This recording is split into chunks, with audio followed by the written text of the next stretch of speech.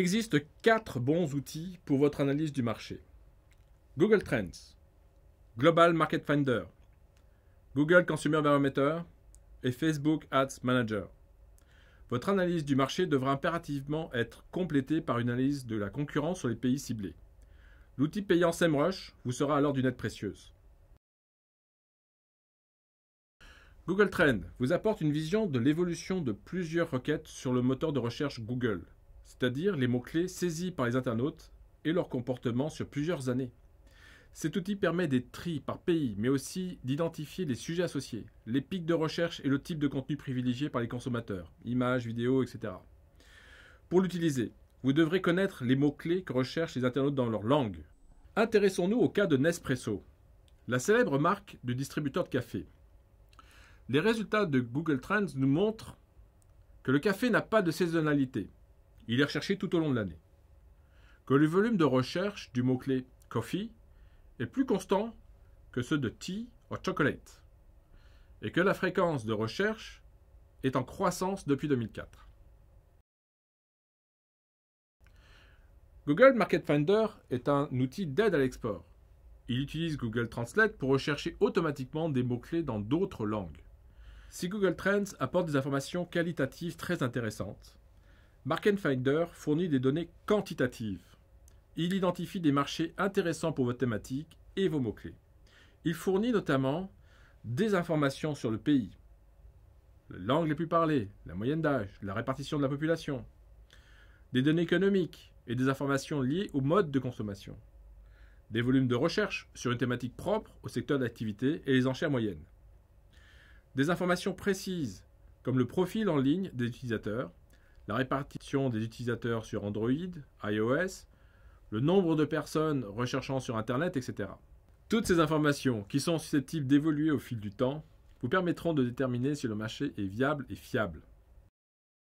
Dans ce résultat, Market Finder recommande de cibler en priorité les États-Unis, le Royaume-Uni et l'Allemagne. Ils présentent tous un volume de recherche élevé, avec un coût par clic plutôt faible pour le Royaume-Uni et l'Allemagne. Il affiche aussi un indice de facilité à pénétrer sur le marché, fondé sur un classement de 1 à 190. Si vous souhaitez rester en Europe de l'Ouest, dans un premier temps, il suffit de changer le filtre pour découvrir que le Royaume-Uni est le pays à cibler en priorité. Le résultat montre également l'Allemagne, l'Italie, la Suisse ou encore les Pays-Bas comme des cibles intéressantes, avec des indices de facilité relativement élevés. Google Consumer Barometer vous donne accès à des données issues d'enquêtes réalisées dans plus de 50 pays sur la manière dont les consommateurs utilisent Internet. Ce qui est très intéressant pour cibler vos actions de communication, par exemple. Facebook Ads Manager, conçu pour construire des campagnes de publicité, permet d'obtenir des données Facebook pour n'importe quelle audience ciblée. Au-delà de ces fonctionnalités, cet outil vous permet aussi d'évaluer rapidement l'audience d'un marché.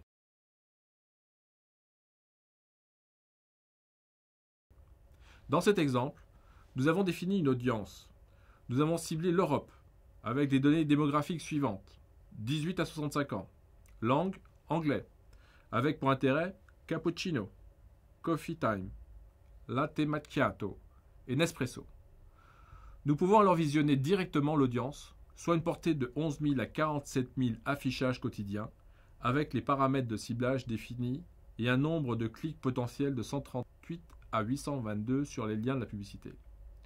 Via cet outil, il est donc possible de dresser des profils de clients directement et d'avoir les informations sur le potentiel du marché.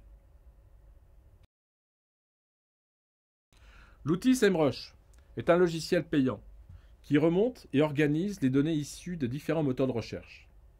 Il vous aide notamment à identifier vos principaux concurrents sur les pays ciblés, soit en référencement naturel, soit en référencement payant, à connaître les mots-clés de leur site internet, les volumes de trafic rapportés par ces mots-clés, les coûts par clic, etc. À voir leur annonce et leur positionnement, à comparer plusieurs sites et à vous comparer en termes de classement sur les moteurs de recherche. C'est donc une aide précieuse pour savoir où et comment vous positionner pour identifier des opportunités sur le marché et pour pouvoir s'adapter en conséquence. À titre d'exemple, voici les mots-clés qui génèrent le plus de trafic en référencement naturel sur le site Nespresso.com. Et voici les principaux concurrents du site Nespresso en référencement naturel et en référencement payant. Vous pouvez aussi faire appel à une agence de marketing pour approfondir cette analyse concurrentielle.